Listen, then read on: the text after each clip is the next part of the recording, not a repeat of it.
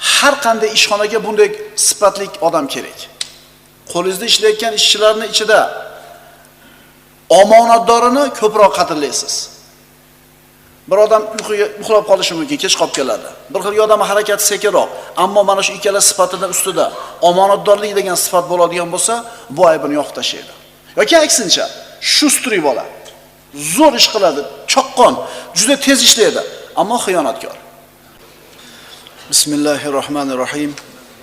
Alhamdulillahi robbil alamin va aqibatu lil muttaqin. Wassalatu wassalamu ala sayyidina Muhammadin va ala alihi va ashabihi ajma'in. Amma ba'd. Assalomu alaykum va rahmatullohi va barakatuh. Bugungi mavzuimiz birodarlar, yaxshi va yomon xotima. Inson bolasi dunyoga kelar ekan, albatta bir kun uni o'limi, xotimasi, nihoyasi kelishi aniq. Odamlarning hayotlari zohirida bir-biriga o'xshashligi mumkin, modomiki dunyoda yashar ekan. Ammo ularning hayoti yaxshi yomon bo'lganligi xotimasiga, xulosasiga qarab belgilanadi. Bir xil tug'iladi, bir xil yig'laydi, bir xil holat. Ammo dunyodan chiqib ketayotgan paytda insonlar biri ikkinchisidan farqlanadi. Kimni xotimasini Alloh taolo go'zal qiladi, ammo kimdir o'zini fe'llari bilan, o'zini xatti-harakatlari bilan, o'zini ixtiyori bilan xotimasini yomon qilib oladi. Innamal a'malu bil xawatim. Amallar xotimasiga qarab belgilanadi. Odamlar bor, namoz o'qiyotganda ketadi. Odamlar bor, sajdada turib omonatni topshiradi. Yana boshqalar bor, aroq ustida, qimor ustida, fahsh munkar ustida jonni taslim qilishadi. Odamlar bor, Robbisiga talbiya aytayotib, ehromda turib, Alloh taoloning Ka'basini, Alloh taoloning baytini aylanyotib, tavof qilayotib ketadiganlar bor. Yana odamlar bor, tungi ma'siyat o'tirishlarida, vechirinkalarda vafot etishadi. Yana odamlar bor, umrini haqni odamlarga yetkazishlik yo'lida sarflaydi va mana shuni ustida jon taslim qiladi. Yana odamlar bor, moli dunyo topishlik xirsida giyohvand moddalarda, narkotik moddalarda sotib, odamlarni fasodga uchratib, shu narsani iste'mol qilishni ustida o'lganlar bor.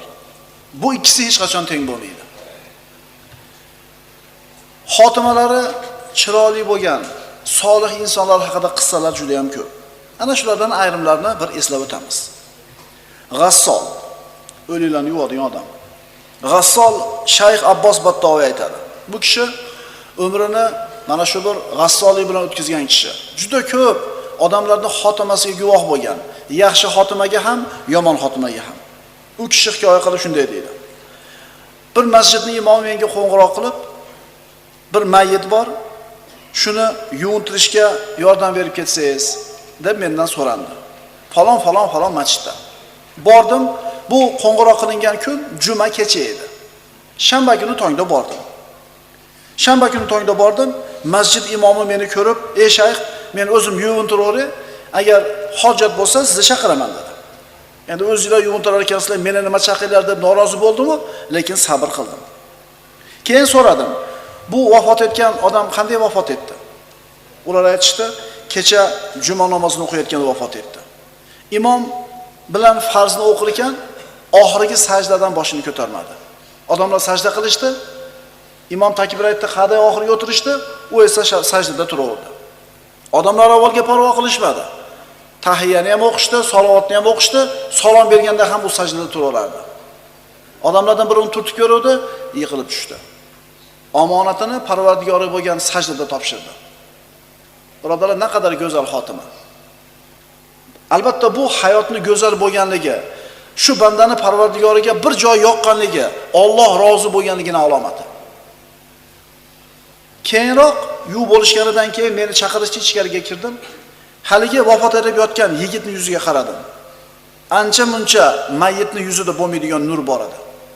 Uni janozasini peshinda o'qiydigan bo'ldik. Azon aytildi. Taassuf, masjidga ko'p odam kelmas ekan. Peshin namoziga bor yo'g'i bir saf bo'lar ekan. Azon aytildi. Hech qancha vaqt o'tmadi, mana shu kungi peshinga shunday odam ko'p keldiki, odamlar masjidning ichiga sig'masdan tashqarisida ham namoz o'qishga to'g'ri keldi. Dafn qildik. Shu bolaga bo'lgan, shu yigitga bo'lgan muhabbatidan janozaga kelganlarning soni katta bo'ldi. Keyin so'radim, bu yigit nima qilar edi o'zi tirikligida? Javob berishdi, mahalla bolalariga Qur'on yodlatar edi. Masjidda Qur'on halqalari bor edi. Payg'ambarimiz aytganlar: "Xayrukum man ta'allamal Qur'ana va 'allamahu." Sizlarning oranglarda eng yaxshilaringlar Qur'onni o'zi o'rganib, uni boshqalarga o'rgatganinglar. Qur'onni o'qishni o'rganganlar musulmonlarda yaxshi bo'lishligini yarmi bu. Yana nima qilishlik kerak ekan? Demak, mana shu odam hali ahlulloh va xossatu, Allohning xos bandasi bo'lgani yo'q hali. O'rganishlik yarim ish. Endi nima qilish kerak uni? Mana hayotini yaxshi amal bilan o'tkazgan yigitni xotimasi qanday chiroyli bo'ldi. Alloh hammamizga nasib qilsin. Yana bir yigitning xotimasi buni muqobilida. Ixtizor holatida yotar ekan, unga kalima talqin qilib, la ilaha illalloh deysa oldida, men bu kalimaga kofirman dedi, oxirgi nafasini chiqardi. Bu ham bir xotima, bu ham bir xotima.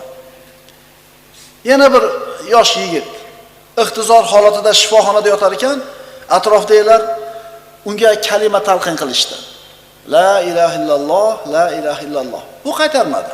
Ozgina turib, mushaf bormi, mushaf dedi. Yonida turganlar xursand bo'lishdi. Ha, Qur'onni so'rayapti, kitobni so'rayapti, tilovat qilsa kerak. Mushafni oldiga olib kelishganlarida u sizlarga guvoh qilib aytaman, mana shu kitobga men kofirman dedi. Joni chiqib ketdi.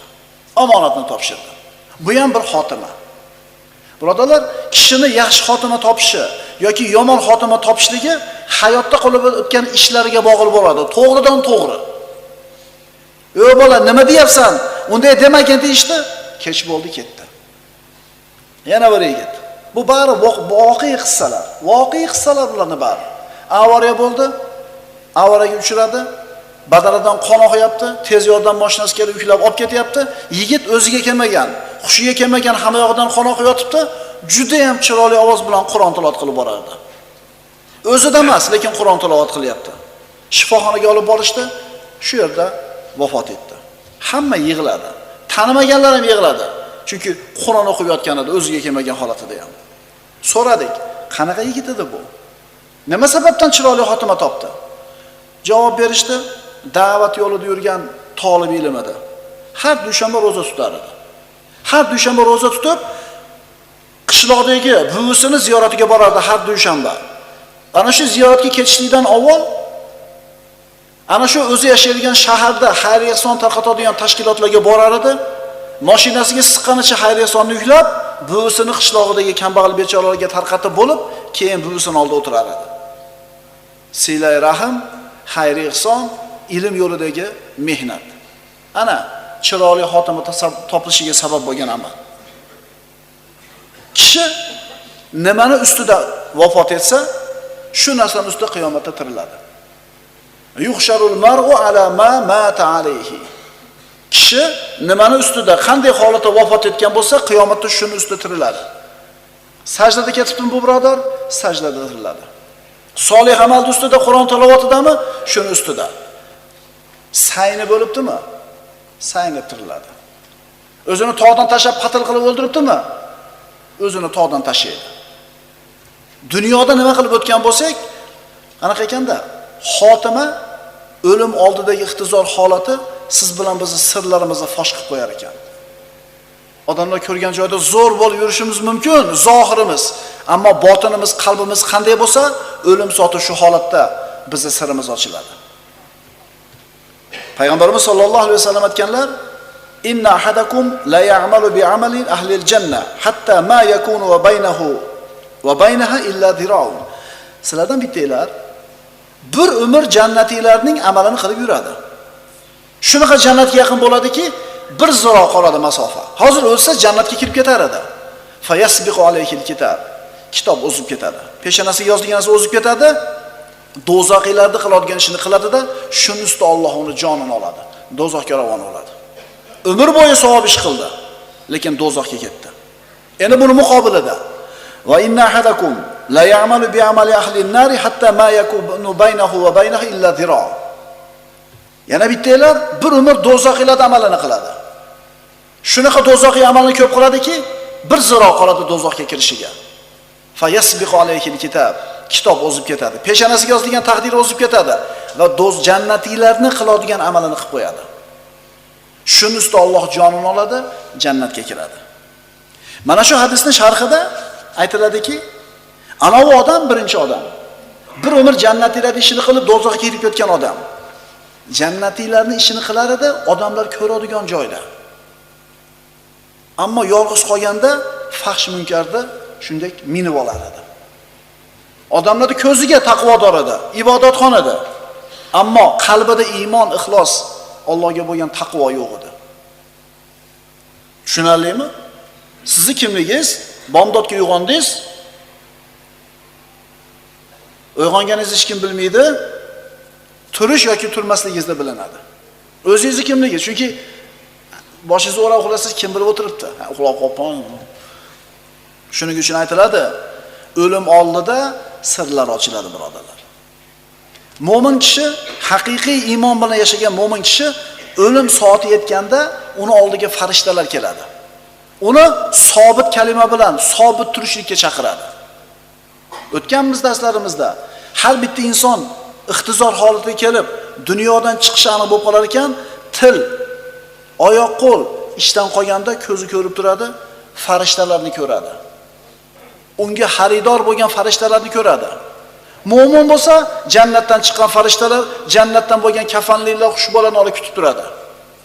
Agar buni aksi bo'lsa, nauzubillah, jahannamdan olingan kafanli bilan kutib turadi xaridorlari. Ko'ramiz hammamiz xaridorimizni. Innal ladina qalu robbunallohu thumma istaqamu tatanazzalu alayhimul malaikata alla takhafu wa la tahzanu va abshiru bil jannati allati kuntum tu'adun. Albatta Parvardigorimiz Alloh deb, so'ngra to'g'ri ustuvor bo'lgan zotlarning oldilariga o'lim paytida farishtalar tushib der. Mana Robbimiz aytayapti, o'layotganingda mo'min bandam farishtam keladi sen oldingga. Nima deydi? Qo'rqmanglar va g'amgin bo'lmanglar. Sizlarga va'da qilingan jannat xushxabari bilan shodlaninglar. Farishtani ko'rdingiz, jannat bilan xush bo'lgin, xotirjam bo'l, qo'rqma, senga g'am-qayg'u yo'q degan paytda aytingchi, shu kun uchun, mana shu xabarni eshitlik uchun amal qilmayotdikmi umrimiz davomida? Farishtalarda mana shu xush xabarni eshitlik uchun issiq kunlarda roza tutmayotdikmi? Saharlarda uyqumizni buzib, namoz o'qimayotdikmi? Qiylanib topgan pulimizni ehson qilmayotdikmi? Mana shu xabarni eshitlik uchun, birodarlar, saodatli abadiy hayotning boshlanishi mana shu lahzadan bo'ladi. Lekin mo'minga o'lim achchiq bo'lmay qolar ekan. Dunyodagi eng shirin narsa uchun o'lim bo'lib qoladi. Nima uchun?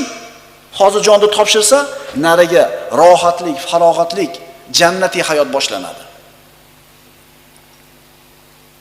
Bir solih ayolning qissasi. Solih ayol edi. Eri bilan umraga borib, qaytib kelyapti, yo'l harakatiga uchrab, avariyaga uchrab vafot etdi. Eri hikoya qiladi. Ayolim solih edi. Ibodatda g'ayratli, nafl amallarni qoldirmas, itoatkor edi. Umra qilishlik uchun birga chiqdik. Umra amalini qilib, uyimizga qaytarganmiz, g'ildiragi otilib ketib, mashinamiz aylanib ketdi. O'zimga kelib ayolimni topib borsam, ixtizor holatda yotar ekan.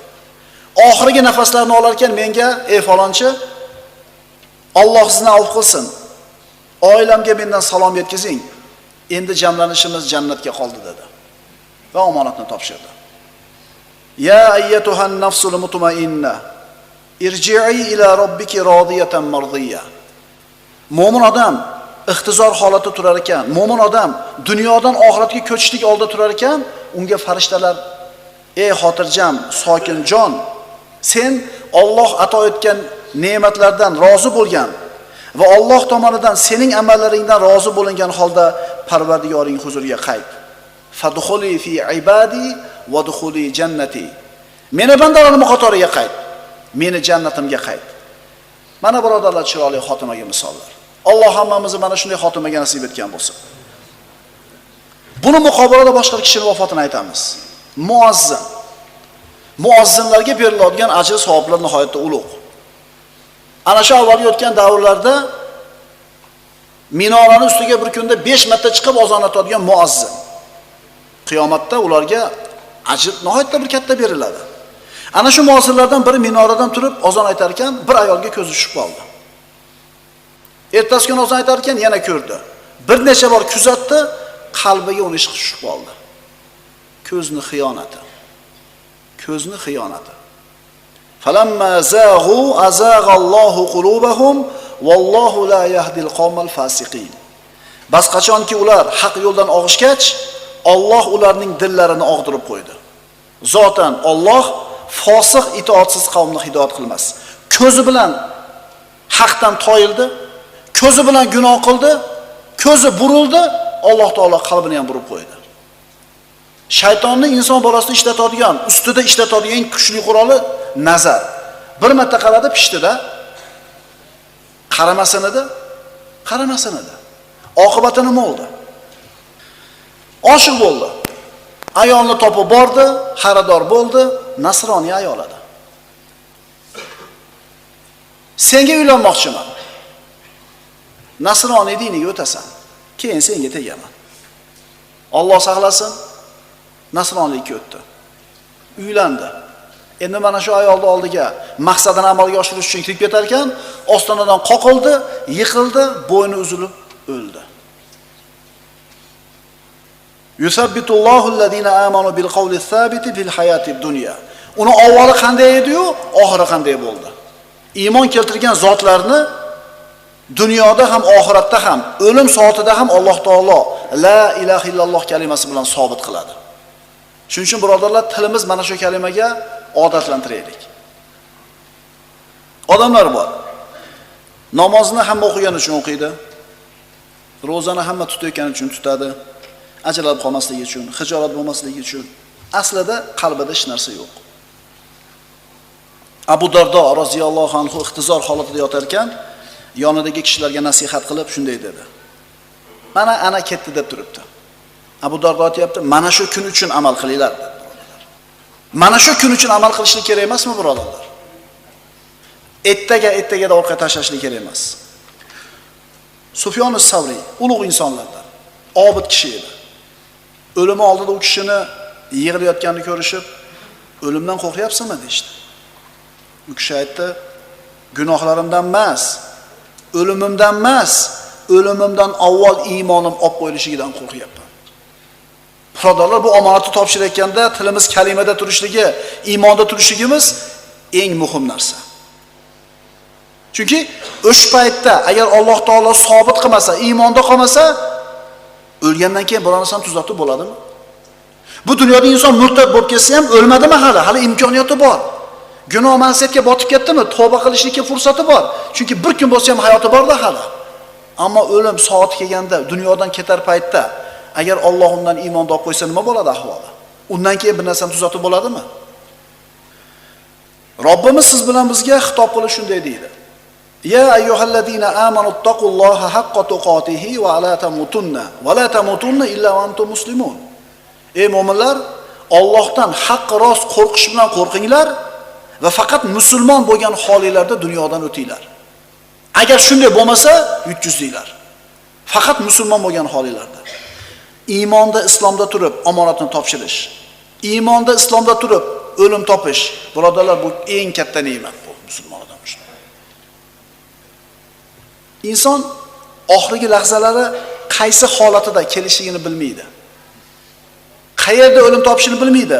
Va ma tadri nafsun bi ayyi ardin tamut. Nafs, ya'ni inson qayerda o'lishligini ham bilmaydi. Qaysi holatda o'lishligini bilmaydi, qaysi vaqtda o'lishini bilmaydi. Shuning uchun musulmon odamlar har lahzasi o'limga tayyorgarlik bo'ladi.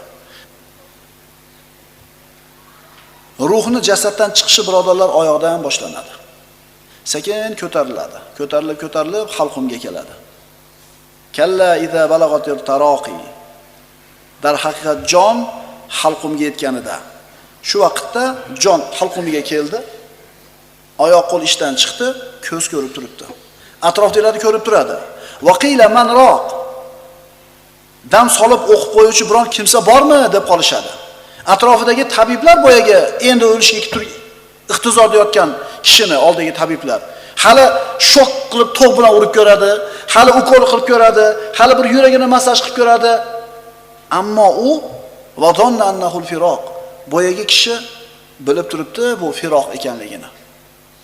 Ukoli ham, elektr toki ham, yuragini massaj qilishi ham foyda bermaydi. Vadonna annahul firoq. Chunki Mashiya keldida jon. Oiladan, farzanddan, do'sti birodardan, moli dunyodan, shahvat, huzur, halovatdan ajralish ekanligini tushundi. Shu holatini o'ylang-da shu odamni. Bir kun shu kunga kelamiz birodarlar siz bilan biz ham. Shunda nimalarga pushaymon yeysiz? Va nimalardan quvonasiz? Valtafatis saqu bis-saq. Jon berishni qiyinligidan oyoqqa chalmashib ketadi. Jon taslim qilishni og'irligidan oyoq bir-biriga chalmashib ketgan vaqt. Omonatni topshirdi. Yuviladi, kafanlanadi, yelkalariga ko'tarilib janozaga olib boriladi. Agar omadingiz chof qolsa, musulmonlar orasida o'lsiz. Ila robbika yawma idinil masaq. Ana o'sha kunda yolg'iz Parvardigoringizga haydalishingiz bordir. Fala saddaqa va la salla, walakin kazzaba va tawalla, thumma dhahaba ila ahlihi yatamatta, awla laka fa awla, thumma awla laka fa awla.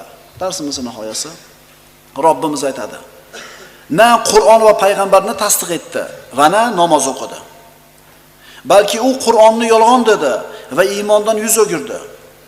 So'ngra mana shu qilmishlaridan uyalish o'rniga gerdaganicha o'z ahli tomon ketdi. Ey ko'rnamak inson, o'lim bo'lsin senga, o'lim. So'ngra yana o'lim bo'lsin senga, yana o'lim. Insonlar dunyoga kelib tug'ilishligi bir xil bo'ladi. Ammo dunyodan chiqib ketishligidagi xotimalari turli bo'ladi. Solih amallarni qilib, iymon bilan ketganlar, fisq va fujur, ma'siyatda, kufrda ketganlar, bu kishi teng bo'ladimi? Hargiz teng bo'lmaydi. Bu shunday holatki, har birimiz bir kun unga duch kelamiz. Xotimamizni qanaqa bo'lishligini biladigan kunimiz keladi. Shu kun keladi, aniq bizga xotimamiz ko'rsatiladi. Qanday xotima topishimizni aniq bilamizmi, birodarlar? Alloh subhanahu va taolo barchalarimizni xotimalarimizni chiroyli qilishligini so'raymiz. Odam bolasida topiladigan yaxshi sifatlarning eng go'zali omonatdorlik. Odam bolasida topiladigan sifatlarning eng xuniylaridan, habislaridan, qabihlaridan bu xiyonatkorlik. Alloh subhanahu va taolo o'zining anbiyolarini maqtarkan, ularni omonatdor ekanligini, amin ekanligini aytgan. Payg'ambarlar ham o'zlarini qavmlarga tanishtirar ekanlar, aytishgan: "Inni lakum rasulun amin." Albatta men sizlarga ishonchli, amin bo'lgan Allohning elchisiman. Afzalul xalq Muhammad Mustafa sallallohu alayhi vasallam. U zot hali payg'ambar bo'lmasidan ilgari ham Quraysh orasida As-Sodiq, Al-Amin degan laqab bilan laqablangan. As-Sodiq, rostgo'y, hech qachon yolg'on gapirmaydi. Al-Amin, ishonchli, hech qachon xiyonat qilmaydi. Omonatdorlik shunday bir sifatki, har qanday ishxonaga bunday sifatli odam kerak. Qo'lingizda ishlayotgan ishchilarning ichida omonatdorini ko'proq qadrlaysiz. Bir odam uxlab qolishi mumkin, kech qolib keladi. Bir xil odam harakati sekinroq, ammo mana shu ikkala sifatidan ustida omonatdorlik degan sifat bo'ladigan bo'lsa, bu aybini yo'q tashlaydi. Yoki aksincha, shustri bola, zo'r ish qiladi, choqqon, juda tez ishlaydi, ammo xiyonatkor.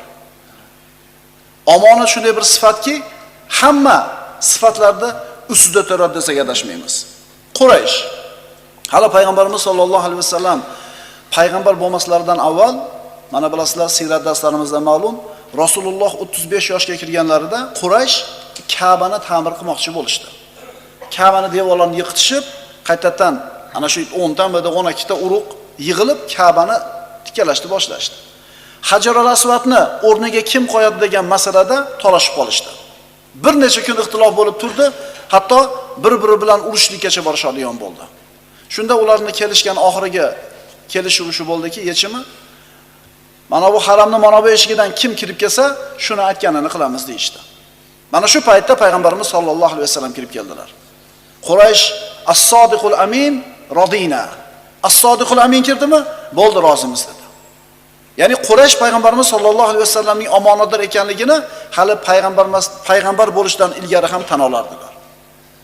Rasululloh sollallohu alayhi vasallam har bir ishda siz bilan bizga ibrat bo'lgan zot. Omonatdorligi. Rasululloh Makka da 13 yil qavmini da'vat qildi. 13 yil. Qavm qabul qilmadi. Alloh subhanahu va taolo tomonidan Madina Munawvaraga hijrat qilishlikka amr keldi. Qodir bo'lganki hamma hijrat qilib chiqib ketdi. Rasululloh qoldi sallallohu alayhi vasallam Makka da va ana shu hijratdan to'sib qolingan musulmonlar. Rasululloh sallallohu alayhi vasallamni Quraysh mushriklari sehrgar, kazzob, jinni, folbin, kohin deb har laqablar bilan tuhmat qilib ayblardilar. Ammo omonat narsalari bo'lsa, ishonchli odam kerak bo'lsa, Rasululloh sallallohu alayhi vasallamni o'zlariga olib kelib berishardilar. Qarang, gapirayotgan gapi bir gap, qilayotgan ish ikkinchi narsa. Mana Rasululloh sallallohu alayhi vasallam hijrat qiladigan bo'lib, qo'lidagi Qurayshning omonatlarini nima qildi? Rasululloh sallallohu alayhi vasallamning omonatdorligini ko'ringki, o'ziga aziyat bergan, u kishini sahobalarni qatl qilgan, 13 yillik dushmanlik qilgan Quraysh mushriklarining omonatlarini hijrat qilayotganlarida Ali ibn Abi Talibga topshirib, mana bu falonchiniki, mana bu falonchiniki, falonchiniki. Ana birodarlar, omonatdorlik. Omonatdorlik bilan xiyonat birodarlar hech qachon teng bo'lmaydi. Valladina hum li amanatihi va ahdihim ra'un. Alloh taolo o'zining mo'min bandalarini maqtar ekan, aytadi. Ular, ya'ni mo'minlar, o'zlariga ishonilgan omonatlarga va o'zgalarga bergan ahd va paymonlariga rioya qiluvchi kishilardir. Va'da berdimi? Bajaradi. Svet o'chib qoluvdi. Biqini morib qoluvdi. Darvozam ochilmay qoluvdi. U seni probleming. Ana shu va'damizda turmay qo'yish odatimizga kirib qolgandan keyin boshqa xalqlardan qolib ketdik. Ha? Mana bu srokka bitkizib beraman dedimi nemis? Mashinangizni. O'sha srokka bitkizib beradi-chi u. Lekin u realniy vaqtda aytadi, 3 kunda bo'ladigan narsani 3 kunda, bir kechgacha qilib qo'yamiz demaydi. Chunki u gapirgan gapiga javob berish kerak edi, o'shuning uchun o'ylab gapiradi. Ha bo'ldi deb 3 kunda qilib qo'yamiz deydi. Ustalar. Bu mashina ustasi bo'ladimi, elektrik bo'ladimi, отделка qiladigan bo'ladimi? Juda ham kam aytgan vaqtdagi ishini bajarib beradiganlar. To'g'rimi? Inechi, o'sha bergan ahdingizda turmasangiz, ahdingizga vafo qilmasangiz, omonatni ado qilmasangiz, topayotgan pulingizdan baraka ham ketib qoladi. Mana Rasululloh sallallohu alayhi vasallamning omonatdorligi va buni muqobilada yahudlarning xiyonatini ko'ring. Payg'ambarimiz sallallohu alayhi vasallam Madina Munavvaraga hijrat qilib bordilar. Madinada yashaydigan yahudiylar ham u zotni ko'rgani borishdi. Ana shularni Banu Nazir sayyidlaridan bo'lgan Hay ibn Axtab o'zining ukasi Yosir ibn Axtab bilan Rasulullohni ko'rgani bordi. Borib kuzatdi va ularning kitoblarida yozilgan hamma alomatlar, yangi keladigan oxirgi payg'ambarning hamma alomatlari Rasulullohda bor ekanligini ko'rishdi. Va uyga qaytib kelishdi. Bu qissani ana shu Hay ibn Axtabning qizi Sofiya onamiz payg'ambarimiz sollallohu alayhi vasallamga keyin turmushga chiqqan bu yahudiy ayol aytib beradi. Otamni eng yaxshi ko'rgan farzandi edim. Qachon ko'chadan kirsa, otam yugurib borsam ko'tarib erkalatardi, bag'riga bosar edi. Ammo Rasululloh sallallohu alayhi vasallam kelgan kunda otam bilan amakim uyimizga kirib keldi, g'amga kirgan holatda. Borsam qarab ham qo'ymadi menga. Ovora edi shu g'ami bilan. Otam amakimdan so'rayapti. U o'sha odammi? Amakim ha dedi. Tavrotda aytilgan payg'ambar shumi? Amakim ha dedi. Hamma alomatlar to'g'ri kelyaptimi? Amakim ha dedi. Otam so'radi. Nima qilmoqchisan endi? Amakim javob berdi. O'lgunimcha unga dushmanlik qilaman dedi. Payg'ambarligini bilib turib, Tavrotda aytilgan hamma alomatlar payg'ambar sollallohu alayhi vasallamga dalolat qilayotganligini ko'rib, bilib turib ham xiyonat qildi. Nimaga xiyonat qildi? Allohga xiyonat qilishdi. O'zlari bilgan ilmga xiyonat qilishdi. Va mana shu haqiqatni odamlarga yetkazishmadi, kufrda qolishdi, o'zini yahudlarni ham kufrda qolishiga sabab bo'lishdi. Omonatdor inson bilan xiyonatkor inson barobar bo'ladimi? Abdulloh ibn Muborak, ulug' tobiinlardan. U kishi aytadi, Shomda ekanman, yozishlik uchun bir odamning qalamini oldimda, esimdan chiqib ketib qoldim. Safarga ketdim. Fors yerlariga yetganda haligi qalam esimga tushdi. Shom bilasizlar, Suriya, Iordaniya, Turkiyaning bir qismi. Boringki shu Iordaniyada deylik. Eronga yetib borib turib, qalamni qaytarib berishlik uchun orqaga qaytdi. Ustalar har xil bo'ladi. Har xil bo'ladi ustalar. Mana oddiy temir tesaklaringiz deydi. Oshgan deydi. Olib keting deydi. Deydi. Olib ketadi xolos. Yo'q, qololsin desa sizga halol. Indamay olib qolsangiz, metallomga topshirsangiz halol bo'lmaydi. chevarlar, qiyiqimlar. Omonat sizga u. Omonat sizga u. Noto'g'ri o'lchab qiyib qo'yuvdingiz, yetmadi. Jinni material yetmay qoldi, yana olib kelib berasiz deysiz. O'zi kim aybi bilan ketdi? Oho, biz topayotgan pulimizda baraka yo'q bo'lsa, faqat o'zimizdan qidiraylik. Bo'lmasam qarang, musulmonmiz. 5 mahal namoz o'qiyapmiz. Haromdan tiyilyapmiz. Ammo mana shu nozik joylarda siyg'alanib ketyapmiz, birodarlar. Omonatdor odam bilan xiyonatkor odam barobar bo'ladimi? Hech qachon barobar bo'lmaydi. Valladina hum li amanatihi va ahdihim ra'un. Ular o'zlariga ishonilgan omonatlarga va o'zgalarga bergan ahd va paymonlariga rioya qiluvchi kishilar. Savdogarlardan bir hikoya qiladi. Bu ham voqea qissa.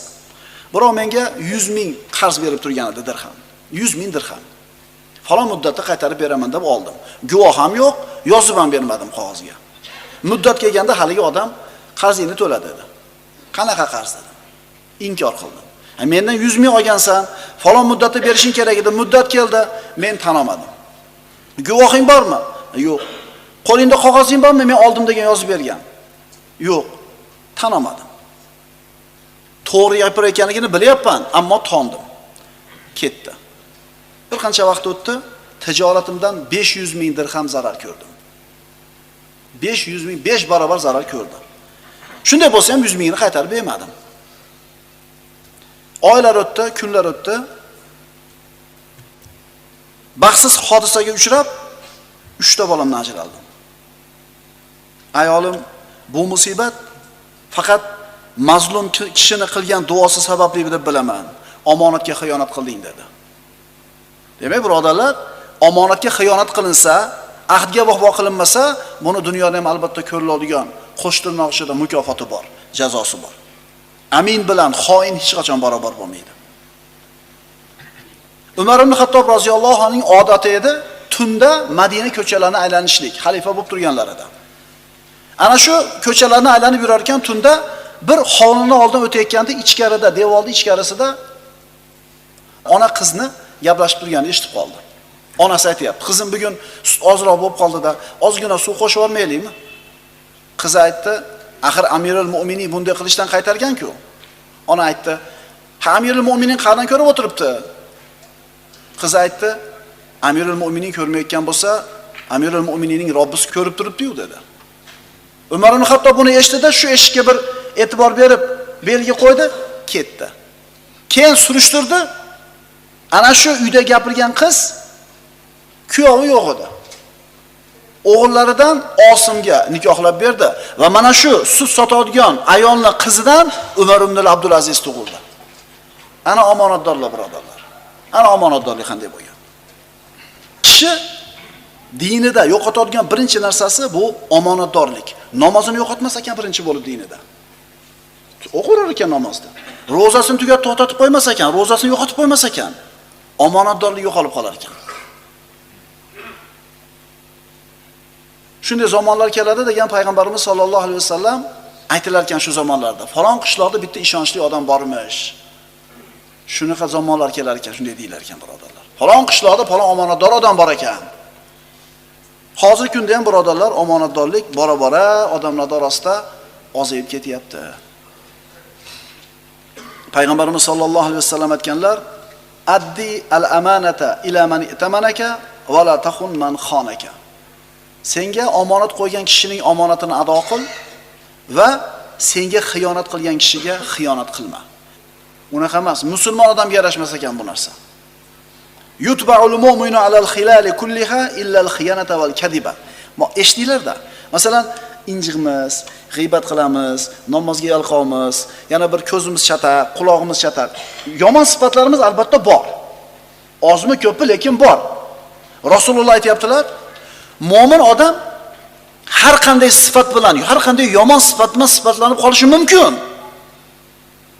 Faqat yolg'on bilan xiyonat musulmonning tabiatiga o'tmasligi kerak. Tushunarlimi? Ko'p gapirish injiqlik chidasa bo'ladi. Faqat nima musulmonning tabiatiga yuqmas ekan? Xiyonat bilan yolg'on. Abu Luboba Payg'ambarimiz sollallohu alayhi vasallam Banu Qurayza bilan bo'lgan g'azotda bu yahudlarni qamal qildilar. va bir necha kun qamal bo'lganidan keyin ular taslim bo'lishadigan bo'lishdi. Rasululloh ularga aytdilar: "Meni hukmimga rozi bo'lib taslim bo'lasizlar. Xohlaganimni qilaman. Xohlasam avf qilaman, xohlasam qatl qilaman." Xandaq g'azotida qilgan xiyonatlari uchun. Shunda yahudlar o'zlarining ishini bir maslahatlashlik uchun musulmonlarning ichidan Abu Luboba roziyallohu anhuni kelishligini talab qilishdi. Chunki islomgacha Abu Luboba roziyallohu anhuni Banu Qurayza yahudlari bilan bordi keldisi bor edi. Ularning oldiga Abu Luboba keldi. Abu Luboba ularning oldiga kelganida ular: "Ey Abu Luboba, agar Muhammadga taslim bo'lsak, sallallohu alayhi vasallam, nima qiladi deb o'ylaysan?" deyishdi. Abu Luboba roziyallohu anhu aytadi: "Sezmay qoldim. Qo'limga shunday kaftimni kekirtagimdan yurgizib qo'ydim" dedi. Ya'ni taslim bo'lsanglar nima bo'ladi? Qatl qilinasizlar. Shunday qildim-u, payg'ambarimizning sirrini sotib qo'yganim, xiyonat qilganligimni tushundim, ortimga qarab ketdim. Rasulullohning sirrini sotib qo'yganligi uchun, xiyonat qilib qo'yganligi uchun Rasulullohning oldiga borgani uyalib, to'g'ri Masjid-i Nabaviyga, Madinaga bordi. O'zini ustunga bog'latib qo'ydi. Rasululloh kelib yechmaguncha men yechilmayman. Men bir asr qatoridaman. Xiyonat qildim Rasulullohga. Alloh taolo oyat nozil qildi. Astagfiru billah. Ya ayyuhallazina amanu la takhunulloha var rasula va takhunu amanatikum va antum ta'lamun. Ey mu'minlar, Alloh va uning payg'ambariga xiyonat qilmangiz. Allohga xiyonat qilmanglar, payg'ambarga xiyonat qilmanglar va bilgan holingizda sizlarga ishonib berilgan narsalarga xiyonat qilmangiz. Alloh va payg'ambarga bo'lgan xiyonatga yaqin olib kelinyapti insonlar bir-biriga xiyonat qilishi. Birovga indamanga deb qo'yadi. Bo'ldi deysiz.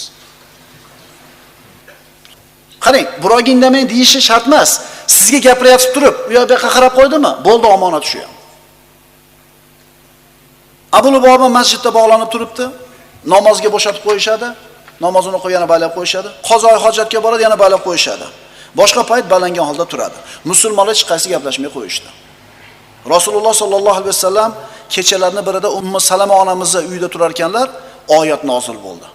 Abu Lubobani gunohi avf qilinganligi haqida.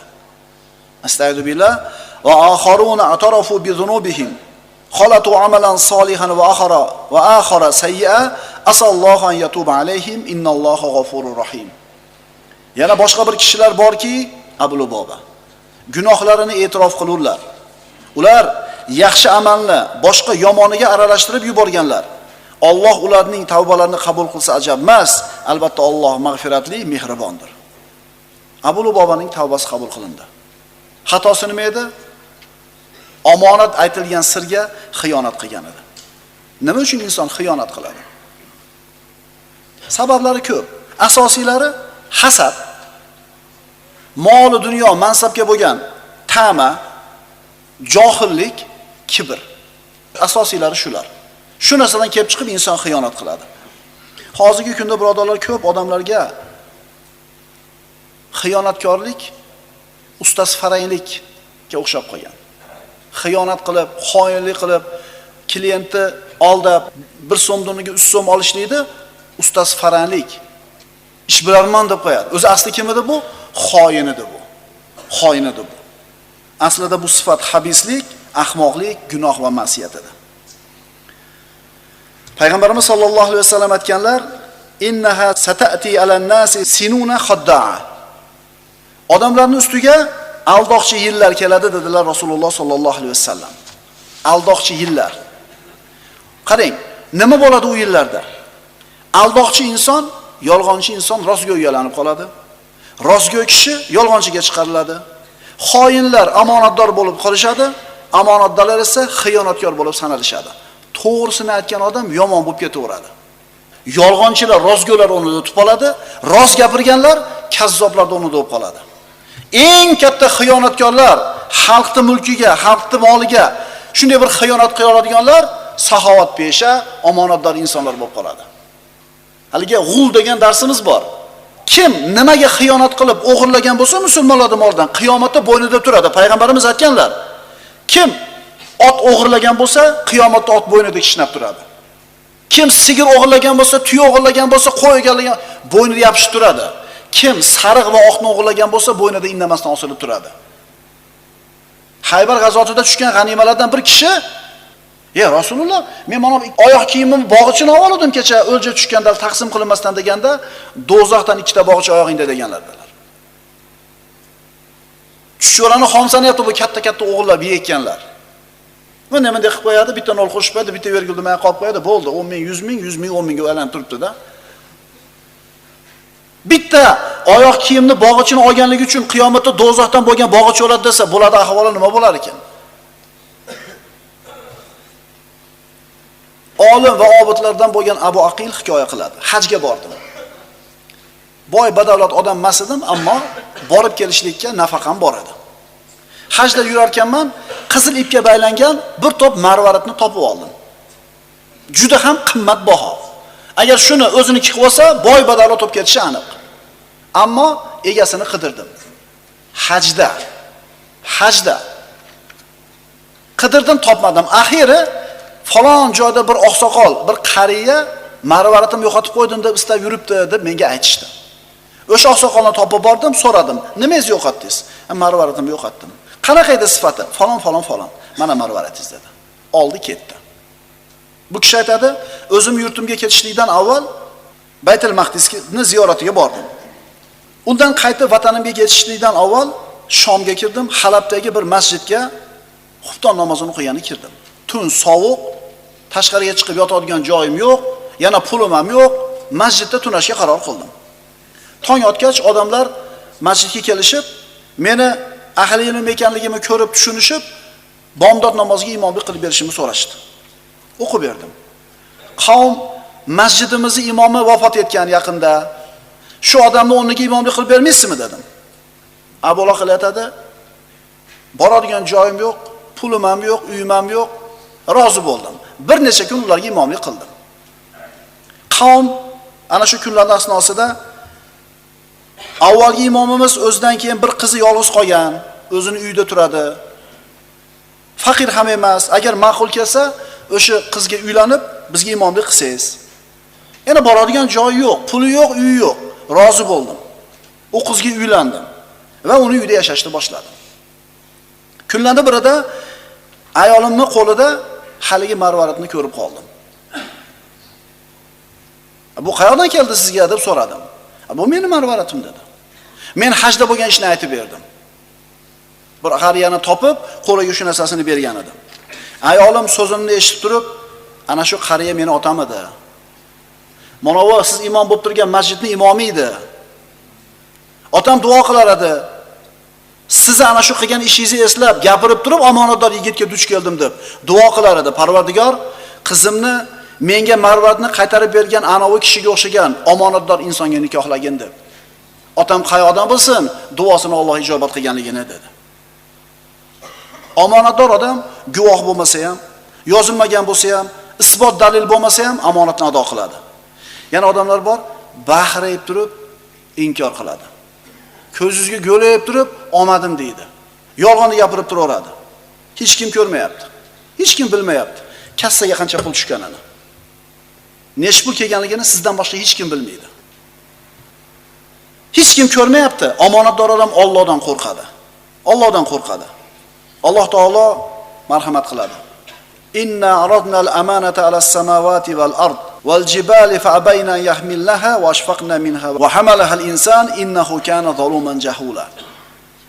Albatta biz bu omonatni, ya'ni shariat islomiyadagi ibodatlarni osmonlarga, yerga va tog' va toshlarga ko'ndalang qilgan edik. Ular uni ko'tarishdan bosh tortdilar va qo'rqdilar. Inson esa uni o'z zimmasiga oldi. Dar haqiqat u o'ziga zulm qiluvchi va nodon edi. Omonatdor odam, xiyonatkor odam. Bu ikkalasi hargiz teng bo'lmaydi. Birodarlar, omonat nima edi? Alloh bizga arz qilgan. Allohning farzlari, taklifotlari.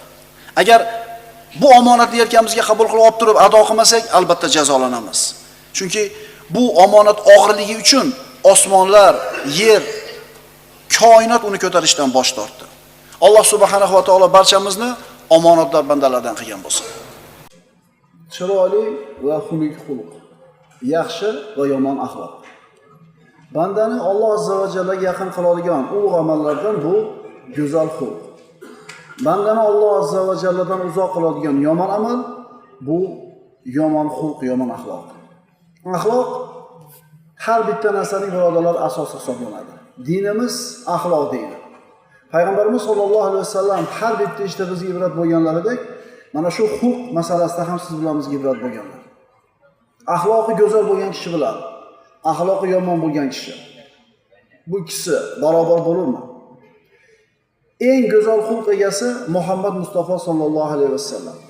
Alloh subhanahu va taolo payg'ambar alayhisalomni maqtar ekan, shunday dedi: "Va innaka la'ala xuluqin azim." Albatta siz ey Muhammad alayhisalom buyuk xulq ustidadirsiz. Payg'ambarimiz sollallohu alayhi vasallam go'zal xulqni, go'zal axloqni qadrini qanchalar baland ekanligini siz bilan bizga bayon qilib aytadilar. Albatta sizlarning orangizda menga mahbubrog'ingiz va qiyomat kunida menga majlis jihatida yaqinroq bo'ladingiz, axloqi go'zalrog'ingiz. Boyingiz, falonchi millat vakili, anaqalar demadi. Xulqi chiroyli bo'lganinglar menga mahbubroqsizlar va qiyomat kunida menga majlis jihatdan yaqinroqsizlar. Kim jannatni istar ekan, unga axloqini chiroyli qilishi vojib bo'ladi.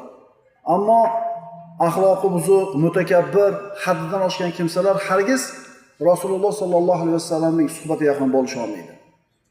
Kishi o'zini go'zal xulqi bilan, chiroyli axloqi bilan kechalari tinmay namoz o'qiydigan, kunduzlari tinmasdan roza tutadigan odamlardan o'zib ketadi. Qaytarib aytamiz.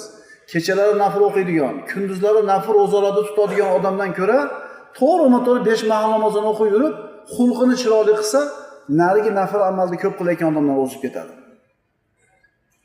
Payg'ambarimiz sollallohu alayhi vasallamni huzurida bir ayolni zikr qilishdi. Tunlari ibodatlik, kunduzlari nafl rozalarni ko'p tutadi. Endi kimdir bu narsani eshitgandan keyin jannatiy bo'lsa kerak bu ayol degan xayolga boradi. Ammo payg'ambarimiz sollallohu alayhi vasallam bu ayolni hiya finnar, u ayol jahannamda dedilar. Sababi qo'shnisiga tili bilan ozor berar edi. Xulqi yaxshi emas edi. Xulqi yaxshi emas ekanmi? Bu yerda qilayotgan nafl amallari asqotmayapti. Payg'ambarimiz sollallohu alayhi vasallam aytadilar: "Al-mu'minu ilfun ma'luf va la khayra fi man la yu'lafu." Mo'min kishi oddiy bo'ladi, odamlarga ulfat bo'la oladi. Ya'ni odamlar bilan kirishib keta oladi, odamlar bilan muomalada bo'la oladi. Mana shuni kekayib turib olmaydi, men aytganim bo'ladi, dakansa turaman endi. Shu odamlar bor, men aytganim bo'ladi, hali bo'lmaydi deydi. Payg'ambarimiz aytadilar, odamlar bilan yengil muomala qila olmaydigan, odamlar bilan kirishib keta olmaydigan odamda hech qanday yaxshilik bo'lmaydi. Tushunarli bo'ldimi? Musulmon odam odamlarga ulfat bo'ladi va odamlar ham unga ulfat bo'la oladi. Muomalasi yengil bo'lishligi kerak. Keyingi hadisni o'qiymiz. Imom Bayhaqiydan: "Innalloha yubghidu kulla ja'dhariyyin jawazin sahabi fil aswaq jifatin bil-layl khimarin bin-nahar." Albatta Alloh taolo har qanday mutakabbir, nasihatga quloq tutmaydigan, qo'pol, dag'al, odamlar bilan tinimsiz talashib tortishadigan, baqir-chaqir qiladigan kimsani yomon ko'radi. Qaytaramiz. Mutakabbir, nasihatga quloq solmaydigan, qo'pol, dag'al, odamlar bilan tinmay talashib tortishadigan, baqir-chaqir qiladigan kimsani Alloh taolo yomon ko'radi. Anas ibn Malik roziyallohu anhu Rasululloh sollallohu alayhi vasallamning qo'liga yosh bola paytida kelgan. 9 yil payg'ambarimizning xizmatini qildim. Rasululloh biron marta menga bir ishni qilsam, nimaga bunday qilding? Yoki bir ishni qilmasam, nimaga mana bunday qilmading demaganlar dedi. 9 yashar bola. Kunlarning birida payg'ambarimiz Anas ibn Malikni bir ishga jo'natadi. Anas ibn Malik yosh bola, ko'chaga chiqib ketyapti, yosh bolalar bilan o'ynayotganligini ko'radi-da, hali yaridan turib o'ynab qoladi. Rasululloh sollallohu alayhi vasallam ish berganlar. Faras qiling, o'g'lingizni jo'natdingiz, 9 yashar o'g'lingizni. Zariqib turibsiz bir ishga. Yo'q-da, 1 soat oldi yo'q, 2 soat oldi yo'q. Chiqsangiz yosh bola bilan to'p tepyapti. Nima deysiz? Har kim o'zini fe'lidan kelib chiqib turib biladi nima deyishini. Ammo payg'ambarimiz sollallohu alayhi vasallam nima qildilar? Chiqsa Anas ibn Malik yosh bola bilan o'ynab turibdi. Anas ibn Malik aytadi, bir ona yelkamga dedi, qo'li tushdi deydi. Yelkamga birovni qo'li tushdi, qarasam Rasululloh kulib turgan ekanlar. Ey Anas, men yuborgan joyga bordingmi? Hozir borib kelaman Rasululloh deb ketdi. Ana birodarlar, ana biz hozir o'zimizni farzandlarimizga ham shunday muomala qila olmayapmiz. Endi hozirgi zamonda odamlarni o'zini qo'lidagi xizmatchilari, qo'lida ishlaydigan ishchilarga qilayotgan muomalani ko'rsangiz, u qulmas ular. Bor yo'g'i oylik olib qo'lida ishlaydi. Shunaqa so'kadi, shunaqa haqorat qiladi.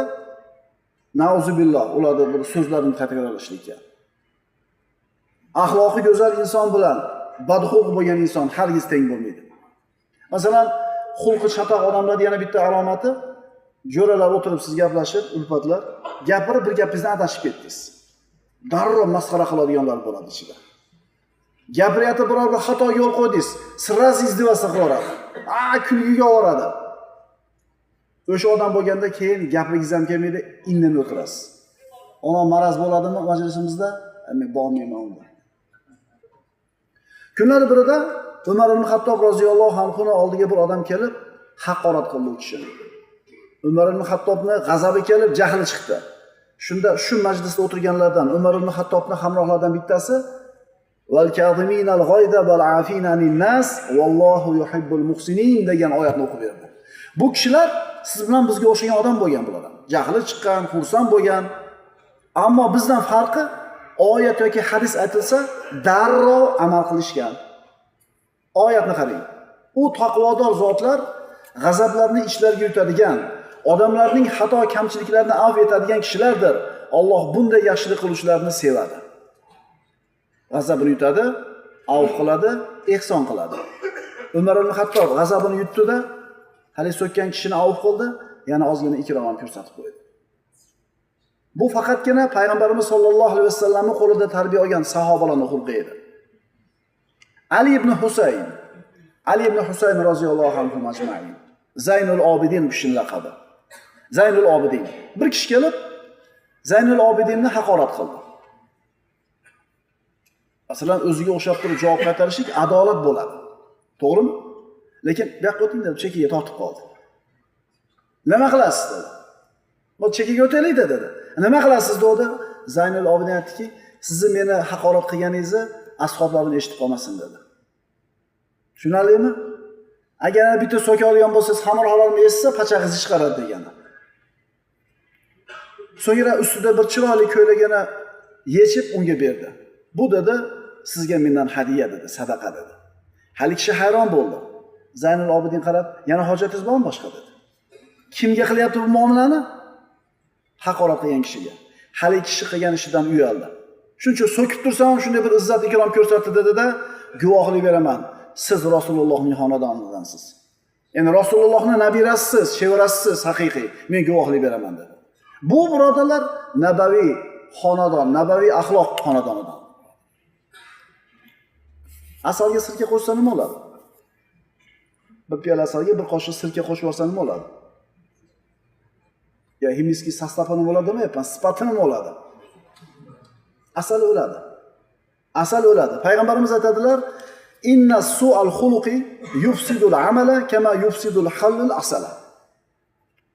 Sirka asalni buzganidek, fasodga uchratganidek, yomon xulq amalni fasodga uchratadi.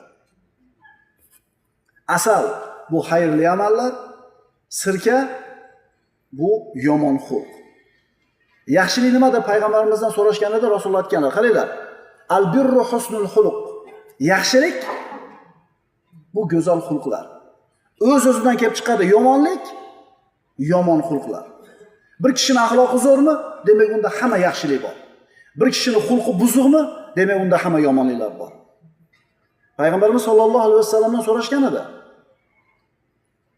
Odamlarni ko'proq jannatga kirishiga sabab bo'ladigan amal qaysi? Rasululloh ikkita amalni aytdilar. Taqvo va husnul xuluq. Taqvo qalb amali. Husnul xuluq, chiroyli xulq zohirimizdagi amal. Yarim yo'l taqvoda ekan, yarim yo'l go'zal xulqda ekan. Shayton namozdan to'solmaydi mo'min bandani. Namozni o'qiydi. Ro'zadan to'solmaydi. Ro'zani tutadi. Bomdodga turadi. Zakotni beradi, hajni qiladi. Bu amallardan shayton to'solmaydi.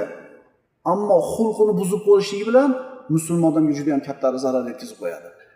Xulqi chiroyli bo'lgan odam bilan xulqi yomon bo'lgan odam barobar bo'ladimi?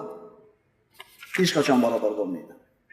Rasululloh sollallohu alayhi vasallam Jabroil alayhisalomni o'zini asl suratida 2 marta ko'rganlar. Birinchisi vahiy olib kelganida, ikkinchisi Sidratul Muntahoda. 600 ta qanoti bilan osmon bilan yer o'rtasida muallaq arshda o'tirganini payg'ambarimiz ko'rib, qo'rquvdan payg'ambarimiz sollallohu alayhi vasallam o'rnidan jilolmay qoldilar. Ey Muhammad, siz Allohning rasulisiz, men Jibrilman dedi. To Jabroil alayhisalom ko'zdan g'oyib bo'lgunicha payg'ambarimiz o'rnidan qimirlamasdan turdilar.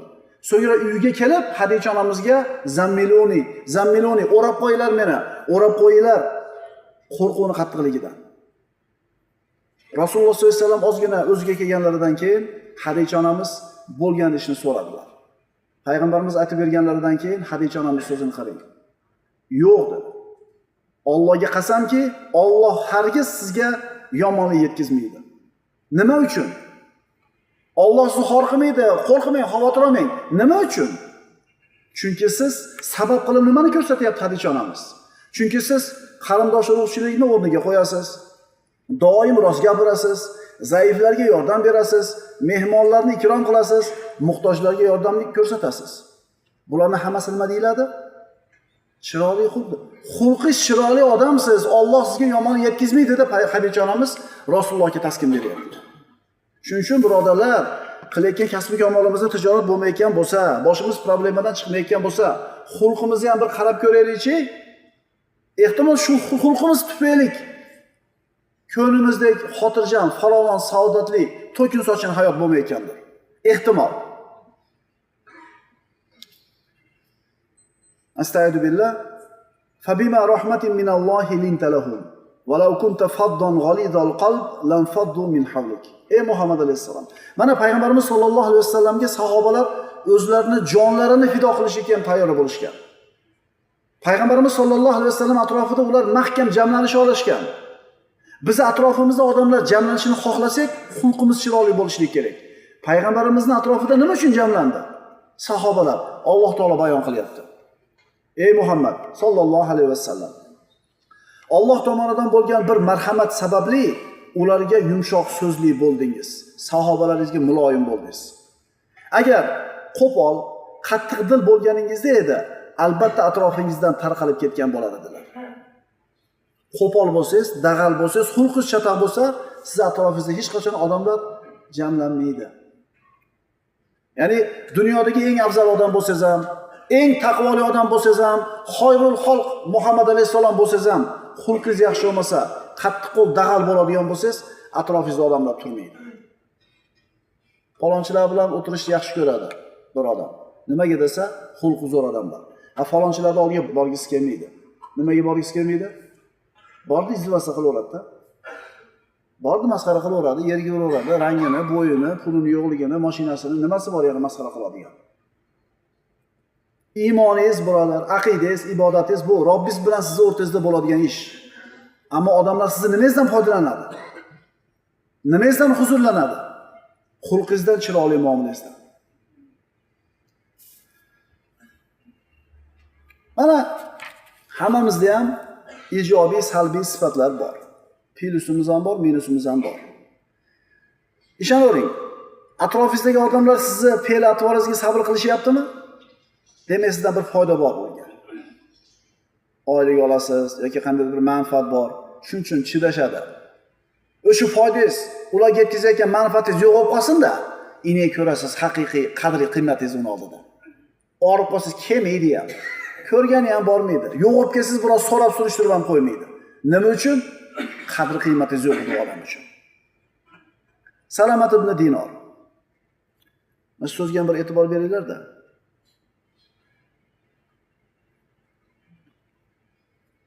To'g'riligimda uchrab qoldim. Yomon xulqli kishi. Bu kishini yomon xulqidan birinchi aziyat chekadigan odam kim?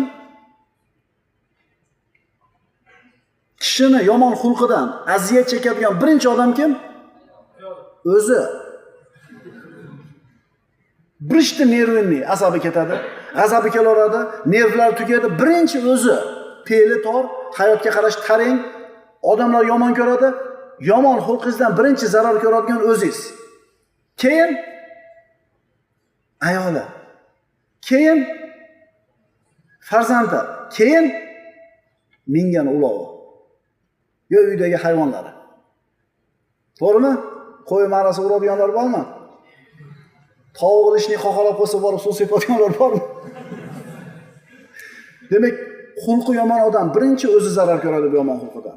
Orqasidan ayoli, orqasidan farzandi, orqasidan yon atrofidagi chorva hayvonlar, ulovlar. Ayoli ham zo'rg'a chidaydi bunaqa odamlar. O'rtada bolalari bo'lmaganda bir kun ham sabr qilmas edi. Bolalarim uchun yashayapman deydi. Kuyov bola bir o'ylab qo'yaylik. Bu yerda hammamiz xulqli, odobli, esli bo'lib o'tiribmiz, chiroyli bo'lib qaranglar, tahoratli, ibodatxon. Ammo ayolimiz bilan bo'layotgan muomalamiz qanaqa? Qayoqqa boradi? Hasan Basriy aytgan ekan, senga qanday muomala qilishlarini xohlaysan? Odamlar. Sen ham shunday muomala qil, mana shu insof degan ekan. Agar xotiningiz o'rniga siz o'rni xotin qilib uni er qilib qo'yganda nima bo'lardi holis? Xotiningiz o'rnida bo'lishni xohlarmidingiz? Xotiningiz sizni o'rningizda bo'lib turib. Chirolamidingiz? Chidolmasingiz. Shuning uchun xayrukum li ahli. Payg'ambarimiz aytganlar, sizlarning ichingizda zo'rlaringlar oilasiga yaxshi muomalada bo'ladiganlar. Va men dedilar Rasululloh, oilamga muomala qiladiganlarni, ya'ni o'zim oilam bilan muomaladagi eng zo'rlarman. Payg'ambarimiz sollallohu alayhi vasallam so'radilar sahobalaridan, sizlarni oranglarda pahlavon deb kimni sanaysizlar? Sahobalar aytishdi, kurashib hammani yengib qo'yadigan, o'zi esa hech ham yengilmaydigan odamni pahlavon deymiz deyishdi. Payg'ambarimiz aytdilar, yo'q, pahlavon g'azabi kelganda o'zini tiya oladigan odam. Umar ibn Abdulaziz, Xulafoi Roshidlarning 5-chisi, Banu Umayya xalifalaridan. Banu Umayya davlatining chegarasi birodan juda ham katta bo'lgan. Xalifa bo'lib turgan paytida bu kishi masjidga bir hamrohi bilan qorong'ida kirib boruvdi, bir odam yotib uxlayotgan ekan. Xalifa haligini ko'rmasdan oyog'ini bosib oldi. Haligi yotgan odam jahli chiqib shart turdi, "Ey" dedi, "Jinnimisan?" dedi. Xalifaga. "Jinnimisan?" dedi. Umar ibn Abdulazizga qarab turib, "Yo'q" dedi, o'tib ketdi. Hamroh aytdi, "Sizni haqorat qilsang nima ketaverasizmi?" dedi. "Haqorat qilmadim men" dedi. "Yo'q, haqorat qildi" dedi. Xalifa aytdi, "U mendan savol so'radi, men javob berdim" dedi. Qani shu tushuncha bilan yashay olsak? To'g'ri qilingda, mantiqqa to'g'ri keladi. Jinnimisan dedi, "Yo'q" dedi, bo'ldi ketdi. Val kazimin al-g'ayb val afina anin nas. Bu kishilar g'azabini yutgan, odamlarni avf qiladigan, odamlarga yaxshilik qiladigan kishilar. Yaxshi xulq egasi bilan yomon xulq egasi bo'ladilar. Barobar bo'ladimi? Payg'ambarimiz sollallohu alayhi vasallam aytganlar, "Innama bu'ithtu li utammima makarimal axloq."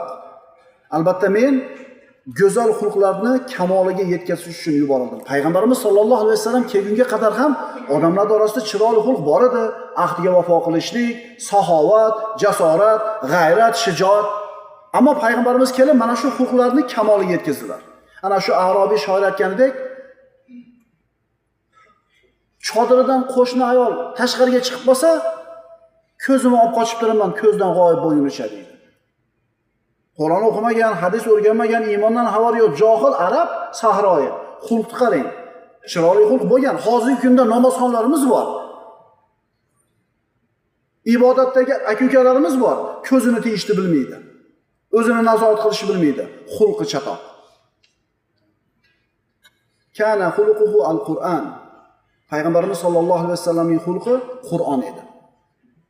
Siz o'zingizni har qancha maqtamang, har qancha o'zingizni fazilatlaringizni gapirmang, maqtanmang, sizni haqiqiy qadringizni belgilaydigan narsa bu go'zal xulqingiz.